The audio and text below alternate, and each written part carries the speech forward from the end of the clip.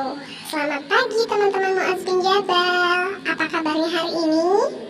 Alhamdulillah. Semoga selalu sehat dan tentunya selalu tetap semangat. Teman-teman, sudah siap belajar? Marilah kita sama-sama membaca doa terlebih dahulu. A'udzu billahi minasyaitonir rajim. Bismillahirrahmanirrahim. Raditu billahi rabba wa bil islami dina wa bi Muhammadin nabiyyan wa rasula. Rabbi zidni ilman warzuqni fahman. Amin. Terima kasih sudah berdoa bersama-sama. Teman-teman, hari ini Priscilla akan menjelaskan mengenai pengolahan data. Apa itu data? Apa itu contohnya?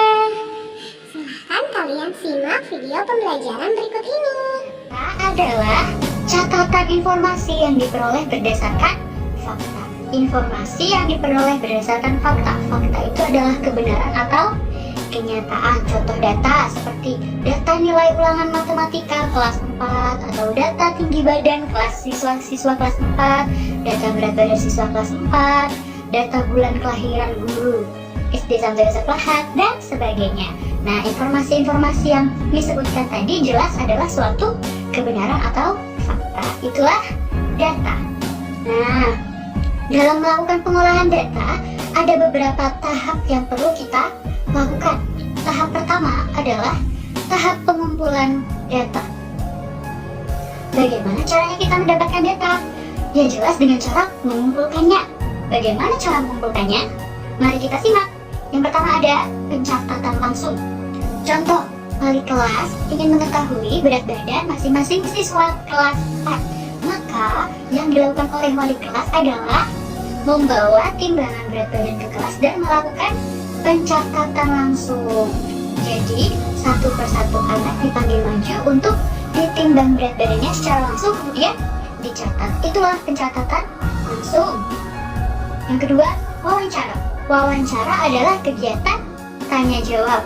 Misalnya, kamu ingin mengetahui golongan darah teman-temanmu, maka kamu melakukan kegiatan tanya jawab untuk mendapatkan informasi mengenai golongan darah temanmu. Contoh, misalnya kamu ingin bertanya kepada Siti, "Halo Siti, golongan darah kamu apa?" Kemudian Siti menjawab, "Golongan darah aku A." Nah, baru saja kamu melakukan apa berarti?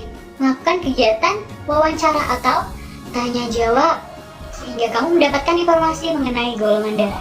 Yang ketiga adalah kuesioner atau angket. Misalnya kamu ingin mengetahui warna favorit teman-teman di kelasmu atau makanan favorit teman-teman di kelasmu. Kemudian misalnya lagi kamu ingin mengetahui kegemaran olahraga teman-teman di kelasmu, maka kamu bisa menyebarkan angket atau kuesioner, atau juga bisa kita sebut sebagai lembar isian, sehingga teman-temanmu akan mengisi itu dan kamu mendapatkan data mengenai warna favorit atau olahraga kegemaran teman-teman di kelasmu. Nah, setelah kamu mengumpulkan data, maka kita berlanjut ke tahap berikutnya, yaitu penyajian data. Hah? Penyajian data? Kan kita sudah dapat data. Untuk apa disajikan? Betul tidak? Oh, tentunya tidak ya. Nah, penyajian data ini punya tujuan tersendiri, yaitu memudahkan dalam membaca dan menafsirkan data. Nah, data dapat disajikan dalam bentuk. Nah, di kelas 4 kita belajar tentang dua bentuk. Yang pertama dalam bentuk tabel. Bentuk tabelnya seperti apa? Nah, yang seperti ini terdiri dari kolom dan baris. Kemudian, yang kedua terdapat diagram batang. Diagram batang yang seperti ini. Terdapat sumbu mendata dan sumbu tegak. Namun sebelum kita berlatih menyajikan data, atau sebelum kita berlanjut ke bagaimana ya caranya menyajikan data, kita terlebih dahulu harus paham cara membaca dan menafsirkan data dalam bentuk tabel dan diagram batang. Maka kita akan masuk ke bagian membaca dan menafsirkan data. Yang pertama adalah data dalam bentuk tabel. Misalkan Miss punya data nilai ulangan matematika siswa kelas 4 completion adalah sebagai berikut. Dalam bentuk tabel. Bisa kita lihat ya, di kolom yang sebelah kiri, ini kolom ada nilai. Ada nilai 6, 7, 8, 9, dan ada jumlah. Kemudian di kolom sebelah kanan ada banyak siswa, ada 3, 6, 4, 2, dan 15. Bagaimana cara membaca data dalam bentuk tabel berikut ini? Iya, betul sekali, dengan cara kita lihat dari sini. Nilai 6, yang mendapat nilai 6 ada berapa siswa? 3, yang mendapat nilai 7 ada berapa siswa? 6, dan seterusnya. Kemudian di bagian jumlahnya ada 15. Ini jumlah siapa? Iya, jumlah keseluruhan siswa kelas 4 completion. Maka dari tabel dapat kita simpulkan yang pertama apa? Siswa yang mendapat nilai 6 ada 3 orang, yang mendapat nilai 7 ada 6 orang, yang mendapat nilai 8 ada 4 orang, dan yang mendapat nilai 9 ada 2 orang. Ini kegiatan membaca data. Satu lagi, jumlah siswa kelas 4 completion adalah 15 orang.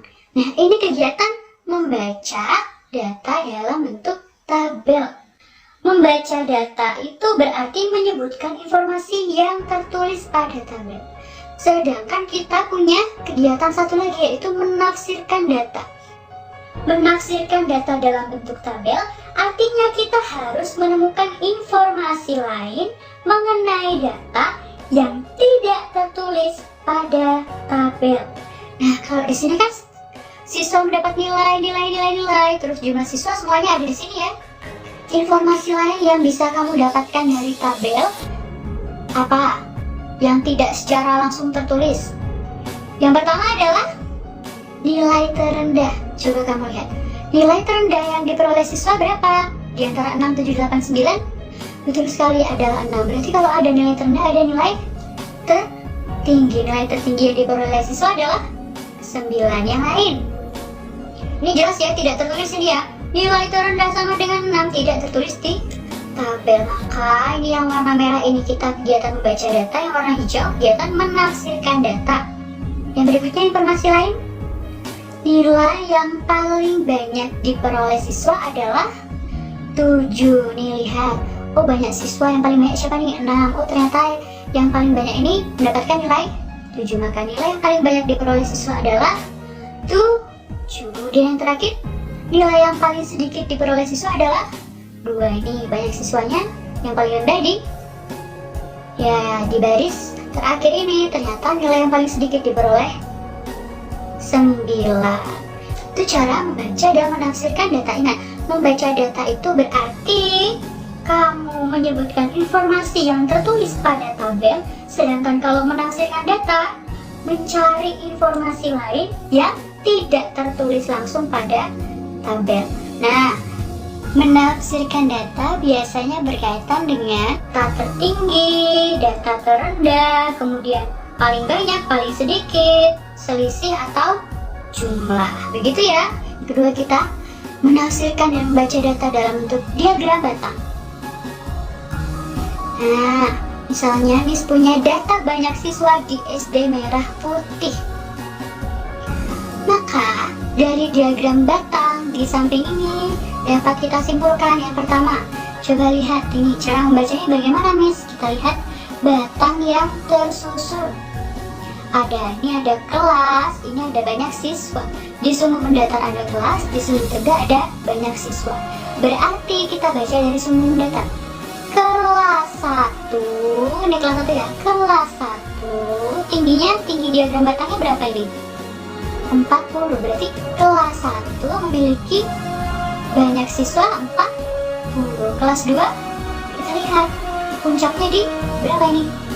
60. Kalau kelas 3 di 70 dan seterusnya. Maka dari diagram batang dapat kita simpulkan banyak siswa kelas 1 adalah 40 orang, banyak siswa kelas 2 adalah 60 orang, dan seterusnya. Kemudian kelas yang jumlah siswanya paling banyak adalah kelas 3. Tahu dari mana? Kita lihat batang yang paling Nih, coba dari 1, 2, 3, 4, 5, 6 yang paling tinggi jelas pada kelas 3, maka yang siswanya paling banyak di kelas 3.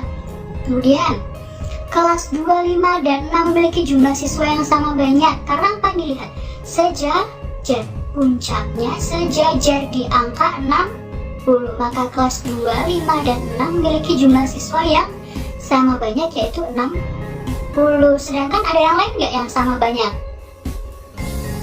Iya, betul sekali, kelas 1 dan kelas 4 melihat sejajar ya, memiliki jumlah siswa 40.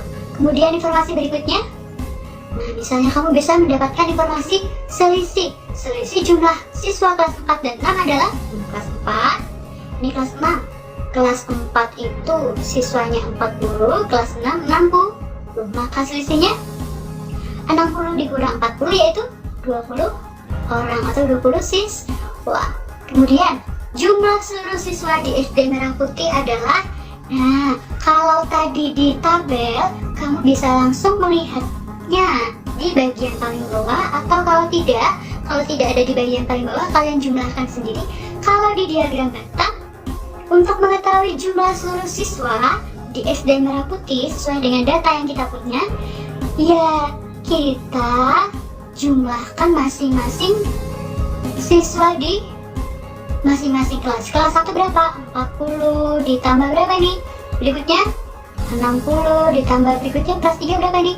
70, kelas 4 40, 60 berarti jadinya 40 ditambah 60 ditambah 70 ditambah 40 ditambah 60 ditambah 60, hasilnya adalah 330 orang. Maka cara menjumlahkannya, kamu catat terlebih dahulu masing-masing siswa, jumlah masing-masing siswa di tiap kelas, kemudian kamu jumlahkan. Nah, begitulah cara membaca dan menafsirkan data. Alhamdulillah, pembelajaran hari ini sudah selesai.